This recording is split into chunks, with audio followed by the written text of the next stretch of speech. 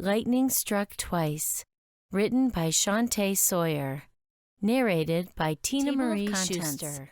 Dedications Acknowledgements 7, Chapter 1, 9, Chapter 2, 13, Chapter 3, 17, Chapter 4, 19, Chapter 5, 23, Chapter 6, 27, Chapter 7, 31, Chapter 8, 39, Chapter 9, Dedications, 49. Acknowledgements.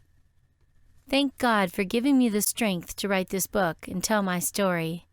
I cried many days and nights trying to complete this book. I dedicate this book to Nichelle and Malika. No child should be told to keep a secret when they are physically, emotionally, verbally, and/or sexually abused. It is never okay for someone to abuse or misuse you. Donald, my dad, sorry you missed seeing me grow up and develop into this beautiful woman. Lavonda, Ms. Jenny, Almatina, and Leslie, thank you for being true friends. John and Kathy, who's always willing to make time to listen and give me advice. My ex-husband, I apologize for the hurt I caused due to being misled. Tremel E., thank you for all the days and nights you motivated me to finish this book, for the sunshine you brought into my life, and always willing to shield me from the rain during our rainy days. For the loved ones who ran their race and has come to an end, my Aunt Patricia, my grandfather Joe, my Uncle Timmy, and my Uncle David, rest in peace.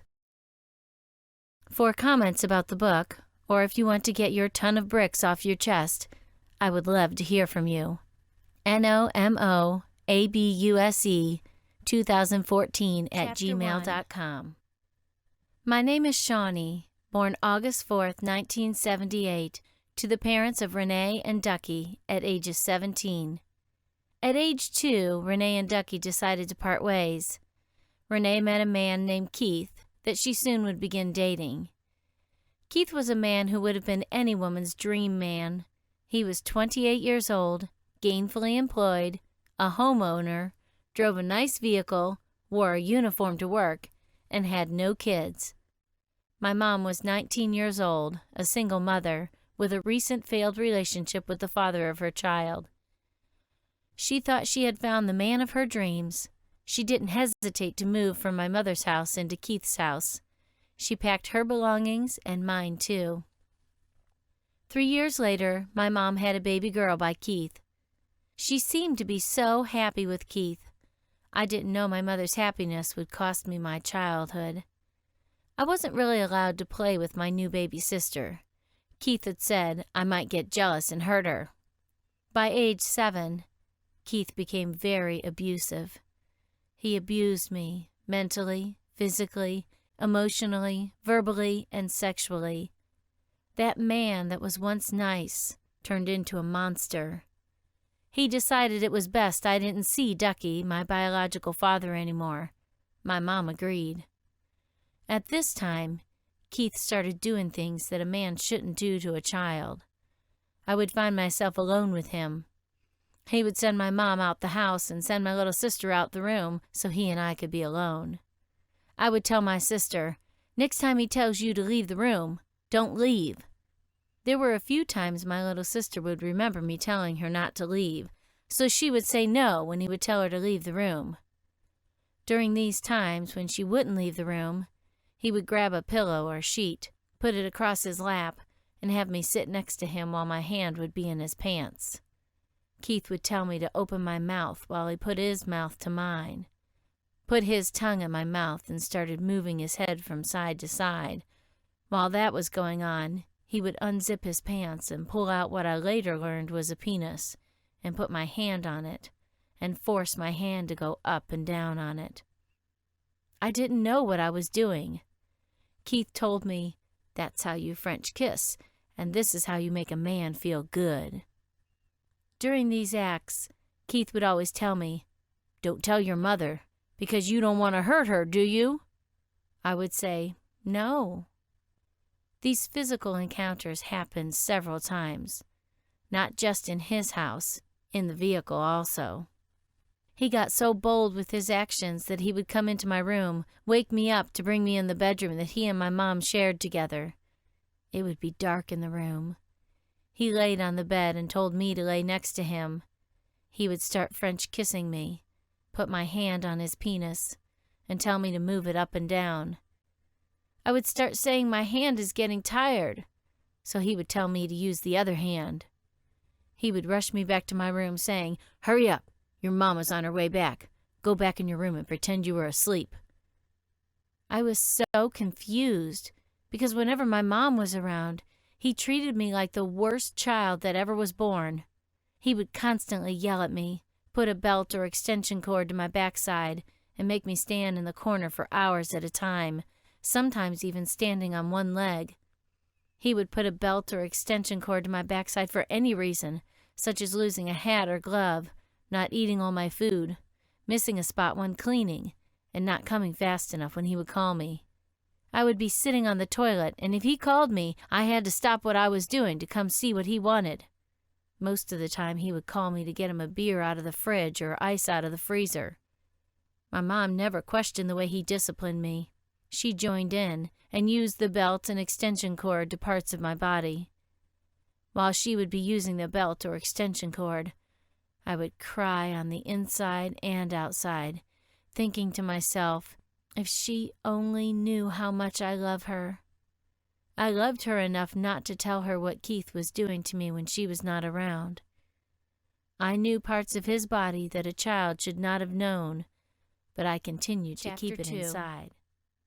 2 years went by with the same sexual acts going on along with the physical and emotional abuse. One day my mom, Keith, and I went to his job to help him clean up an office building. He had the key to get in.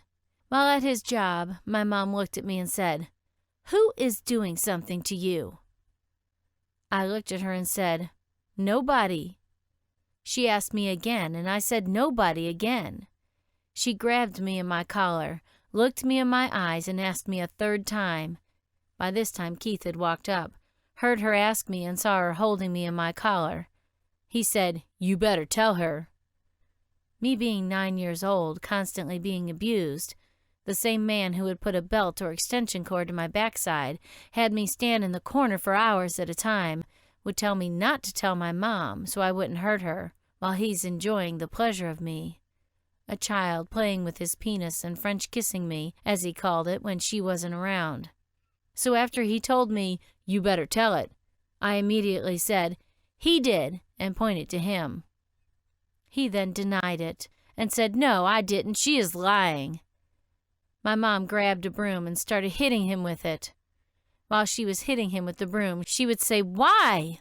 Why are you doing this to me?" I started crying while feeling relieved. I hated to keep that from my mom. It felt like a ton of bricks was lifted off my chest. Keith was right. I did hurt my mother.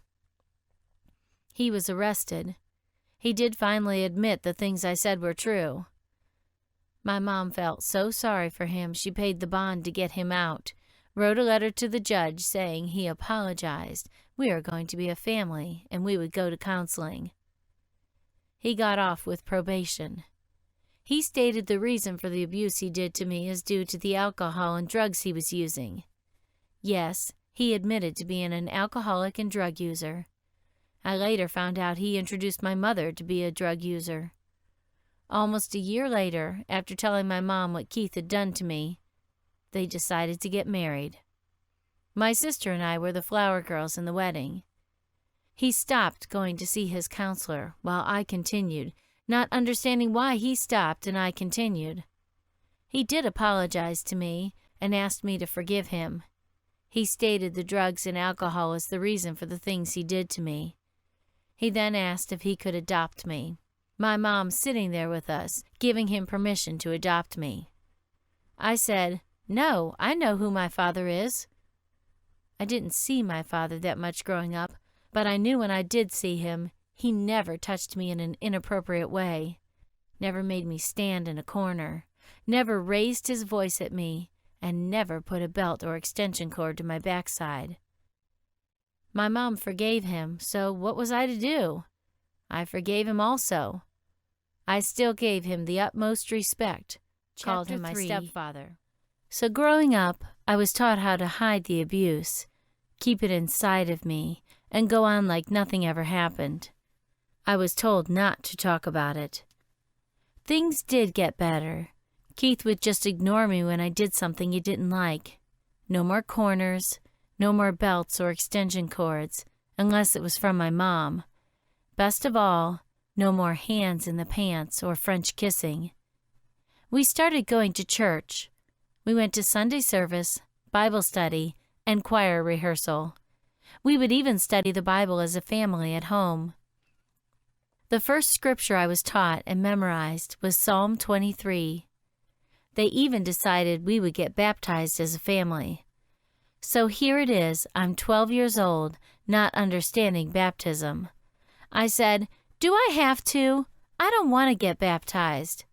I was told I'm getting baptized, and that was the end of the discussion. So I got baptized. During this time, we had no idea what was coming next. My mom had an affair. During that affair, she conceived twins. She told Keith what she had done. They decided to stay married, and Keith would raise the twins as his own. The twins were born identical. Again, Keith made the decision that the twins shouldn't be in their biological father's life. Renee, my mom, agreed. So Keith raised them on his own, giving them his last name, and they called him Dad. 2 years went past. I got my first job as a server. I continued to work throughout high school. Finally graduated from high school. I moved out, got my Chapter first 4. apartment. Not long after, I met this man whom I began dating. He moved in very quickly. We went to the courthouse, got married April 1st, 1998. After we got married, we went home. I called my mother and told her I was married. She said, "Ha ha, April Fools." I said, "It's no April Fools." I said, "I got married for real." She said, "I wanted to be there to experience that with you." I said, "Well, we are going to have a gathering so we can invite people." She was so disappointed, and she got off the phone with me. She later got over it, so I thought. We had our first child, who turned out to be a baby girl. My mother and I discussed her babysitting our baby, her grandchild, while my husband and I went to work. We agreed to pay her $100 per week. She started watching our daughter after being just 3 weeks old. My husband asked me to stay at home and raise our daughter. I explained 2 incomes are better than 1. He was a little skeptical at first because of what Keith had done to me as a child. I explained to my husband. Keith said he did those things to me because of the alcohol and drugs he was using at the time, and he no longer do those things. Besides, after he apologized, he said he would never do that again, and he didn't. I mentioned to my mom the doubts my husband was having about her babysitting our daughter in her home with her husband. My mother told me she wouldn't allow her husband to be alone with her, under no circumstance. She said, "I wouldn't allow anything to happen to my grandchild." I had told my husband what my mom said. He said to me with a very serious look, "I don't know what I would do if what happened to you would happen to our daughter." We allowed my mom to babysit our daughter for 6 months. Due to my mom beginning to use drugs, some mornings when I would show up to drop my daughter off, my mom wouldn't be there, and her husband or my brothers constantly turned me away. So my husband and I decided to find another babysitter. My husband knew a woman who had looked after his niece. I called her. She didn't hesitate to accept my daughter into her home. She said $60 per week would be fine. Unfortunately, my mom wasn't happy with the decision that we had made, so out of spite, she called the Child Protective Service to report my husband was molesting our daughter, and we were allowing our daughter to be watched by a woman who let dogs urinate and have bowel movements all over the house while her granddaughter would crawl around in it. We spoke with the social worker, who had to do an investigation. She also went to the babysitter's home to look around.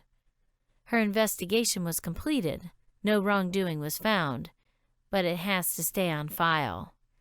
I was very upset with my mom. I stayed away and didn't talk to her for a while. We finally started back talking, never mentioned the investigation. When my husband and I would take our daughter to visit my mom, my husband would have to sit in the car in their driveway. He wasn't allowed to step foot in their house.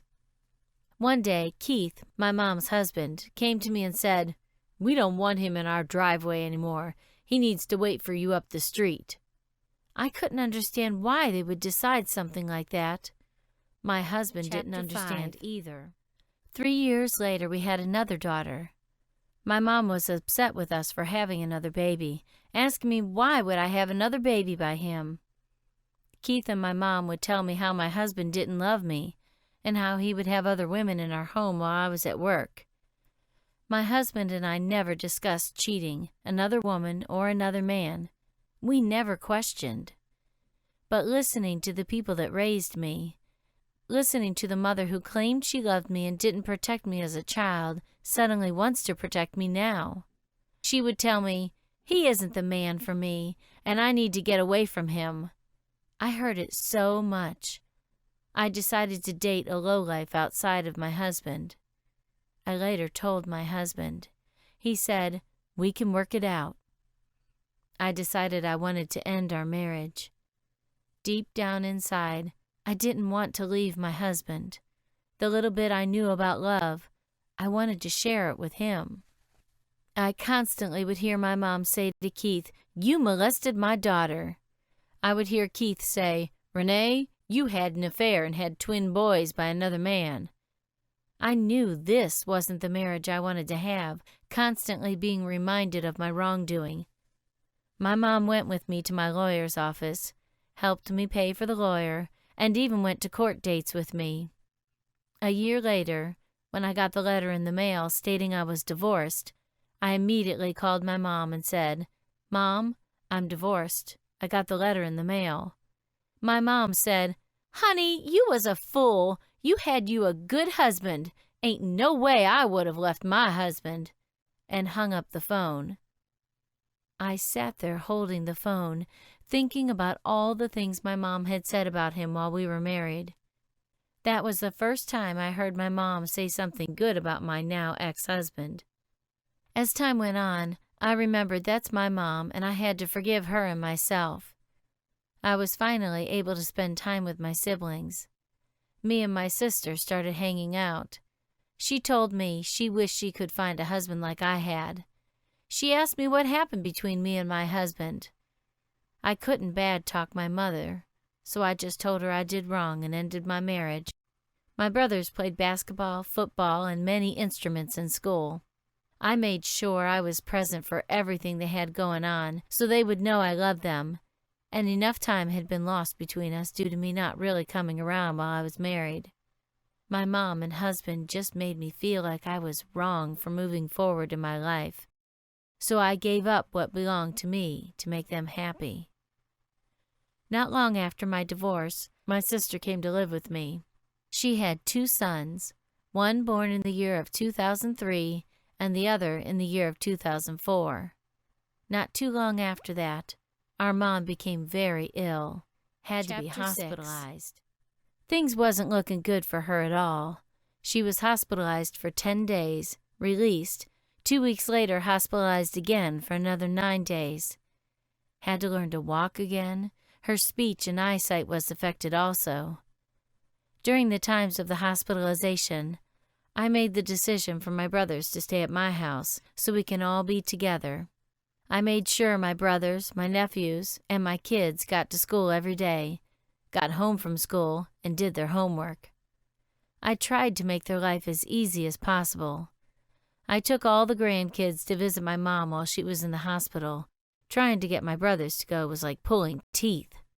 I didn't understand why they wouldn't want to go see Mom in the hospital. They finally went after asking several times. They were in charge of keeping their nieces and nephews, while me and my sister helped with Mom in the hospital. I brought a CD player along with a gospel CD. We all stood around her bedside and sung "I Need You to Survive." I spent countless hours at the hospital, still worked and kept the kids on the right track. When my mom was released from the hospital, Keith gave my sister and me his work schedule so my mom wouldn't be home alone. My sister and I would take turns sitting with my mom to make sure she made it to her appointments, had something to eat, and went to the bathroom. A couple times my mom was left by herself, with having to crawl to the bathroom to use it and crawl to the kitchen to get something to eat. I continued to pray and stay focused. Day after day, week after week, month after month, my mom's health got better. She was able to walk better, talk better, and see better. My brothers went back home. My sister got her own place, so her and my nephews moved out. It was my girls and I all over again. One day my brothers rode their bikes to my house. They said, "Shawnee, Mom told us what Keith did to you." I said, "She did?" I asked them, "Why would she tell y'all that?" One said, "She told us he wasn't our biological father, and that he had molested you when you were a child." I said, "Yes, he did. But I'm all right." They said, "We hate him for that." I said, "Don't hate no one. Hate is a very strong word. If I can still respect him and he did those things to me, surely y'all can." They both looked at me and said, "That was wrong to do those things to you." I started dating and met someone. Had recently been released from prison after doing 5 years. He told me that was his past and wanted to live for the future. We started hanging out on the daily basis, always wanted to be around each other. After 2 months of dating, I asked him, "Is there something you want to tell me?" He said, "Yes. The woman I was with before dating you, she is pregnant." I asked, "Is she pregnant by you?" He said, "Yes." I asked him when did he find out. He said he knew for a while. She is 5 months. I started crying and asked him why he didn't tell me. He said he didn't know feelings would develop so fast, didn't want to take a chance on losing me. I told him if I would have known the day I met him, I would not have went any further with him. So now I'm crying. He's crying. I'm questioning, is there anything else? He says, "Please don't leave me. I want to be with you." He grabbed his belongings, which weren't very much, from his grandmother's house and brought them to my house. He started driving my vehicle to later fall asleep behind the wheel, and my car was towed. He had illegal items in his possession. He was arrested. He had his mom call me on three-way asking me to bond him out. He apologized, told me he wanted to be out to see the birth of his child. I felt sorry for him. I did bond him out. He was released to only be taken back into custody 3 months later when he went to see his parole officer. The officer read the police report, noticed the illegal items that were found in his possessions. He was in violation of his parole, so he went back to prison. He called me while in prison and told me how he didn't have anyone else to be there for him. He asked me, was I going to leave him? I asked him, can I think about it? He said he wanted to know now. I had never been with a man that went to prison or spent time with prison. All I can think about, if that was me, I wouldn't want anyone to leave me. I told him I will be with him. I wouldn't leave his life. I had no idea he would use me mentally, physically, emotionally, and financially. I sent him money every week, sent several letters to him. On one occasion, he received 11 letters from me, kept money on the house phone and cell phone so we could talk every day. I would drive 2.5 hours to visit him. Some weekends I would rent a motel room to stay and visit for a weekend. After being in prison for 10 months, he received a letter saying he had to answer for the charges for the illegal items that were found in his possession when he had the accident in my car. His bond was set at $1,700. 2 months later, I paid the $1,700 to have him released. He got out and he asked me to get him a lawyer. I signed the bond money over to the lawyer to take his case. We went to court, and he took a plea deal. He received 3 years probation. We were so happy he didn't have to go back to prison. I thought he was happy because he had a good woman that loved him and was in his corner. But what I found out a short time later shocked me. I asked him, "Why are you leaving every night and coming in at 3 a.m., 4 a.m., and 5 a.m.? He said, "I be at my grandmother's house." I asked why. He said, "That's my home and going to always be my home." He grabbed some of his belongings and said, "Come drop me off at my grandmother's house." He became physically abusive, even striking me in my face, giving me a black eye. I couldn't understand why he was treating me this way. When he went to prison, I stayed with him, paid the money to get him out, supported him through his case, but yet he was quick to verbally and physically abuse me. He would grab a trash bag, put his stuff in it, and told me to take him to his grandmother's house. This one particular time I dropped him off, I came back to his grandmother's house 4 hours later and see a car parked in front of the house. I called his phone, got no answer. I knocked on the door and rang the doorbell, got no answer. I sat outside and waited. 2 hours went past. He walks out and a woman walks out. I walk up to her and say, "I'm Shawnee." She looks at me and says, "I know who you are. He tells me everything. I'm his daughter's mom. I'm not going to quit messing with him. I love him." I asked her when he needed $1,700 to get out of prison, was she messing with him then? He told me to leave. He got in the car with her and pulled off. All I could do was look at the car go down the street. I didn't hear from him for 7 days. The 7th day he called me sounding sad, telling me how he missed me and how he was sorry for what had happened. He asked me to come pick him up from his grandmother's house. I didn't hesitate. I said, "I'm on my way." I ran out the house and went to pick him up. We just embraced each other and said we wouldn't talk about it. As time went on, he continued to leave, driving my vehicle every evening and coming back at 3 a.m., 4 a.m., and 5 a.m. every morning, always claiming he was at his grandmother's house, sometimes calling me from his grandmother's phone so I would believe he was there.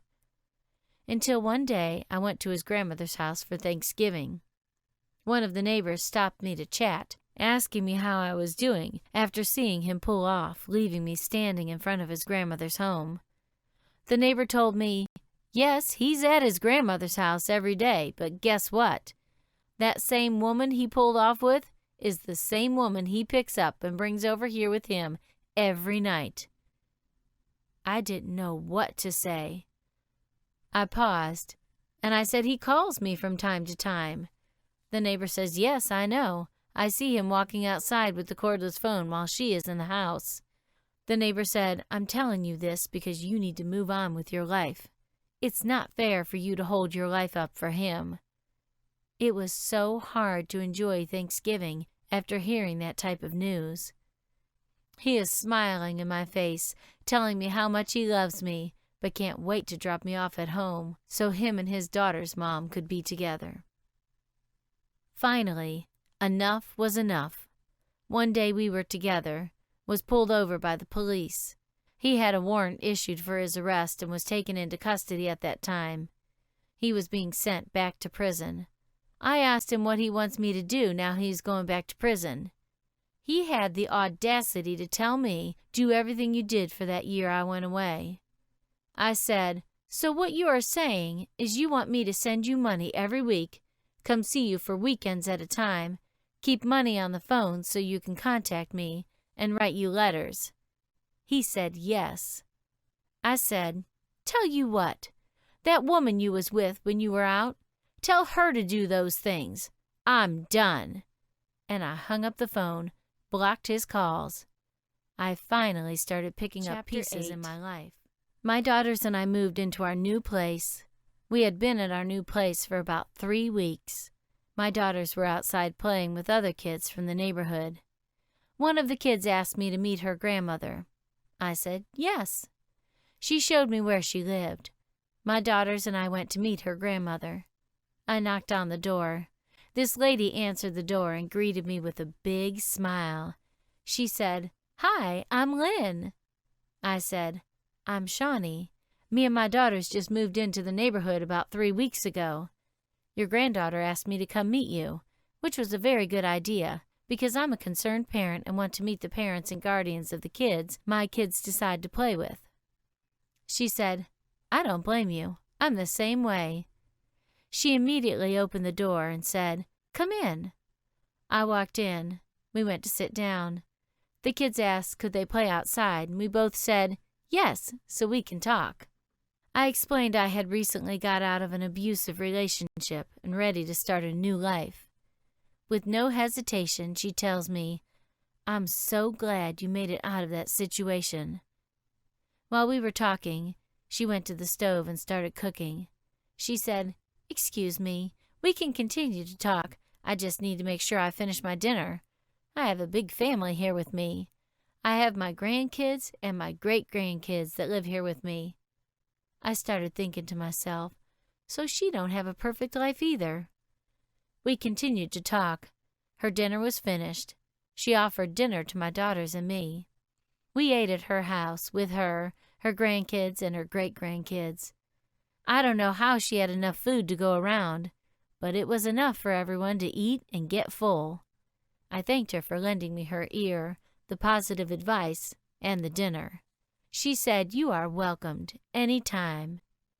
We left and went home. On my way home, one of my daughters asked me, "So, did you enjoy being at Ms. Lynn's house?" I said, "Yes. She was very nice. She invited us into her home. We talked like we have been friends for years, and she fixed dinner and invited us to eat." The next morning came. I went back to her house, knocked on the door again. She opened the door. I said, "I hope I'm not disturbing you.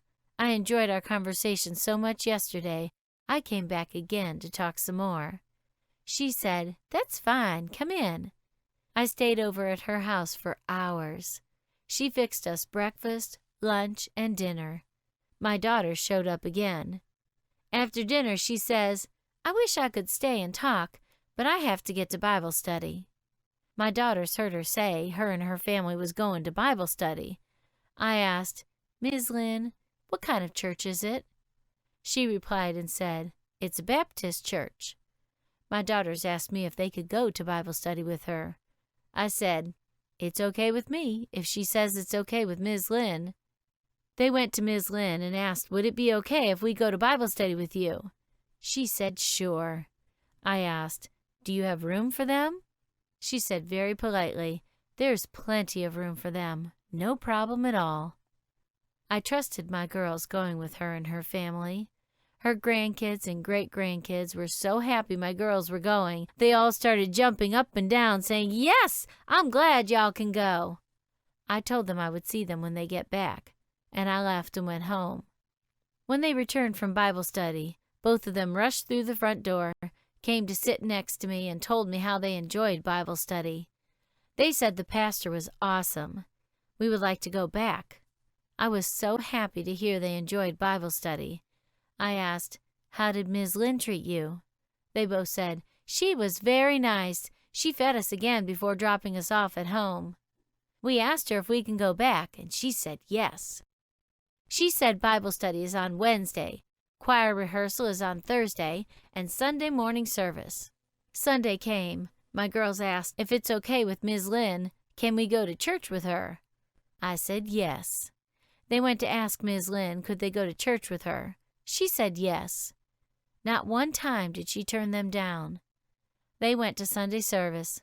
I stayed home. After Sunday service, they came home just as excited as they were after Bible study. They came in my bedroom and said, "We enjoyed the Sunday service." I said, "That's good. I'm happy to hear that." One of my daughters says, "What do you do at home while we are at church? What is so important that you have to send us off to church and you not go with us?" I sat there with this surprised look on my face. I finally answered after thinking, how do I answer this question? I then said, I will go one day. She said, "One day, okay," very sarcastically, and they walked out the room. Wednesday came. They asked, "Can we go to Bible study?" I said yes. I secretly called Ms. Lynn and asked did she have room for one more. I told her I would like to join them this evening at Bible study. She paused for a minute and said we would love to have you. I could feel the excitement through the phone. She made me feel like I was making the right decision at that very moment. I told her I would be over. My daughter said, "We are ready. We're going to Miss Lynn's house." I said, "Okay, let's go." They looked at me smiling, saying, "You going?" I said, "Yes." They both grabbed me and hugged me, saying, "We are so happy you are going." I said, "Me too." We went to Ms. Lynn's house. She and the kids were walking out to go to the vehicle. We all get in and headed off to Bible study. We pulled up to the church. Everyone gets out, and we all walk to the door and walk in. My daughters immediately walked in as if they were walking in the front door of our home. They pulled me by the hand as if they were 2 years old, walking up to men and women saying, "This is my mother." I was shaking hands, hugging people, and shaking more hands and hugging more people. They were saying, "Hi, Mom, glad you can make it. We are members walking in, but once you walk in and the door closes behind you, you become family." I walked in feeling full of shame, thinking they could see me as that child that was once molested, physically abused by her mom's boyfriend whom she later married, a failed marriage, and an abusive relationship, and my broken heart. I hid behind my beautiful smile. My daughter said, "Come on, it's time to meet the pastor. He's in his office." We walked to his office. The door was closed. They knocked on it saying, "Pastor, we have a surprise for you." He said, "Come in." They rushed in before me saying, "Our mom is here," very excitedly. I felt like a celebrity. The pastor stood up and embraced me and said, "Welcome to the greatest Baptist church. We are glad that you have come visit. We hope you will enjoy this Bible study and return."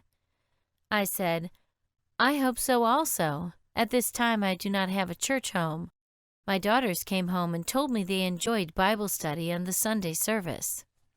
I also told him how my youngest daughter asked me what do I be doing at home that's so important that I can't go to church with them. She said they felt like I was pushing them off to church and not going with them.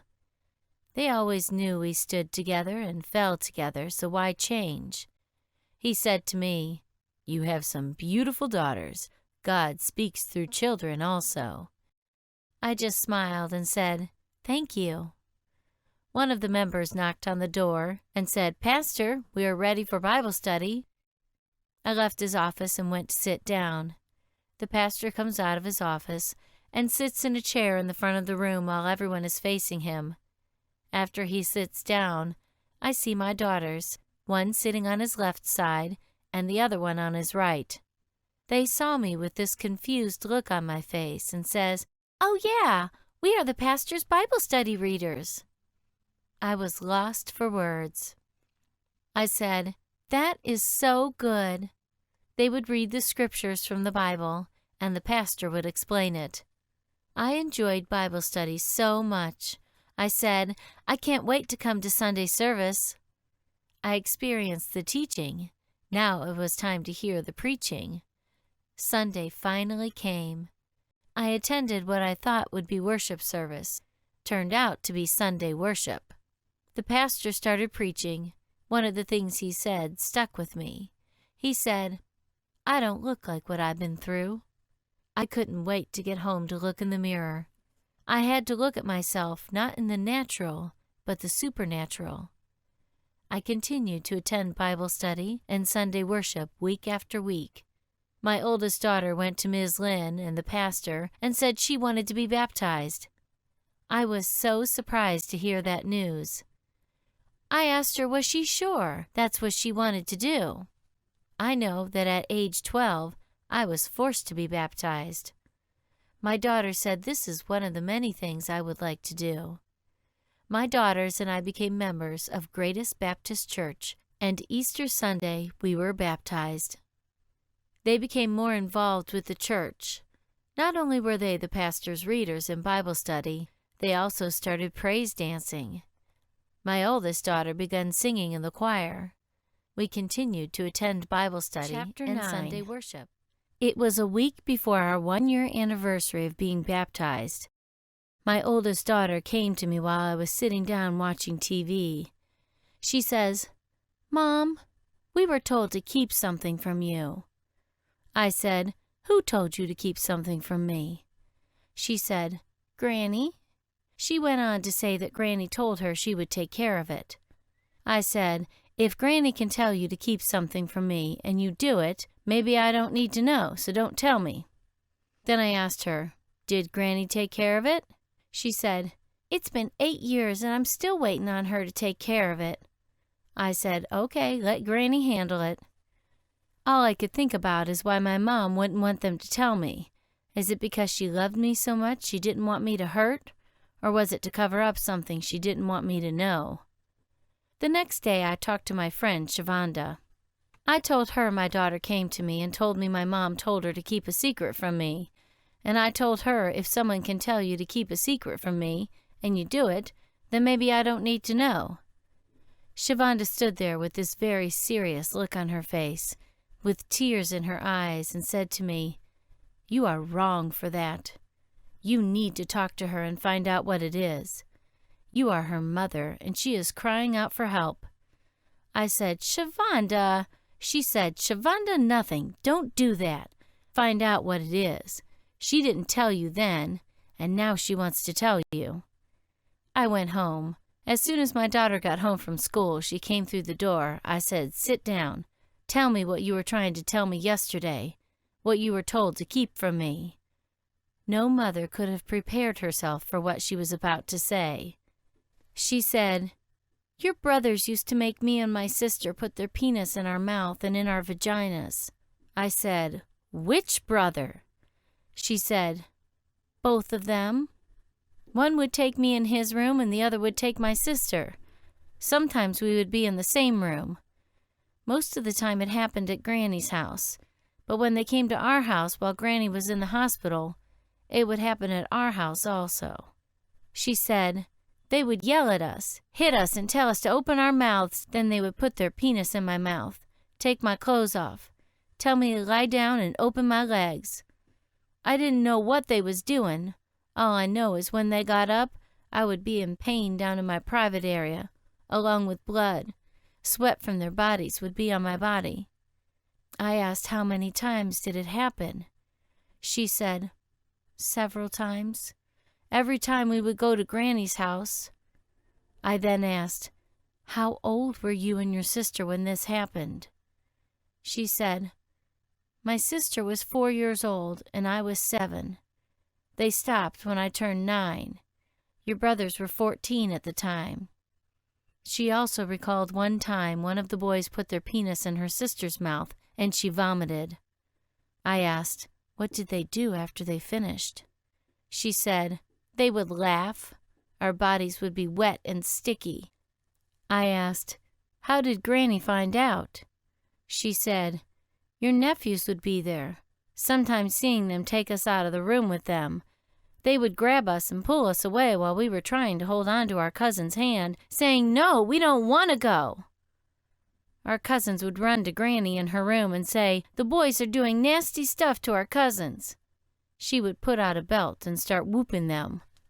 While she was whooping them, she was saying, 'That didn't happen. Stop lying.' When my sister and I tried to tell Granny, she also whooped us, tell us we were lying. She would call everyone in the room and have us say what they did to us right in front of them. They would deny it, and soon as we leave her room, they would put their hands on us and curse at us. They continued to do those things to us," my oldest daughter said. "She got jealous when they got girlfriends." I was so lost for words. I said, "Okay, I'm glad you told me." My youngest daughter came home from school. I sat her down and asked her, She had this surprised look on her face, like, "How do you know?" She hesitated at first. I told her, "You don't ever have to worry about seeing them again." She cried and said, "Yes, Mom. They made me and my sister put their penis in our mouth, and they hurt me down there." After she told me, she said it felt like a ton of bricks was lifted off her chest. I went in my room, fell to my knees, and cried out, "Father God, in the name of Jesus, I can't do nothing about this situation. I need you to handle this one. My heart is broke." I remember one of the stories in the Bible about Judas betraying Jesus with a kiss. I was betrayed not only by Renee, my mom, but by my brothers also. 8 years had went past, and no one told me anything. I cried that night, tossed and turned, couldn't sleep. The next day, when my Heavenly Father woke me up, I was reminded, He won't put more on you than what you can bear. He prepared me for this when I was a child, starting at age 7. I had to work on forgiving those who knew what was going on and didn't do anything to stop it, even if it took to tell me to never bring my daughters around again. I also have to forgive the ones who did those horrible acts to my innocent daughters. I never thought this would happen to my daughters. My mom assured me they wouldn't be left alone with Keith. She assured me she wouldn't let what happened to me happen to them. My daughters were treated like a filthy rag. To this day, I do not speak to Renee or my brothers. This is a chapter in my life I will never forget. This has brought my daughters and I closer. I couldn't save my daughters from this horrible experience. I hope this book will inspire others. If anything is going on that hurts you, tell it. I don't care what anyone says. If you have experienced any type of abuse, sexual, physical, or mental, don't be afraid to talk about it. Don't let the ton of bricks weigh you down. The bricks are the actions of what someone else has done to you. Lightning Struck Twice, written by Shantae Sawyer, narrated by Tina Marie Schuster. Copyright 2015 by Shantae Sawyer. Production copyright 2014 by Revival Waves of Glory Books and Publishing. Lightning Struck Twice, written by Shantae Sawyer. Narrated by Tina Marie Schuster. Dedications Acknowledgement.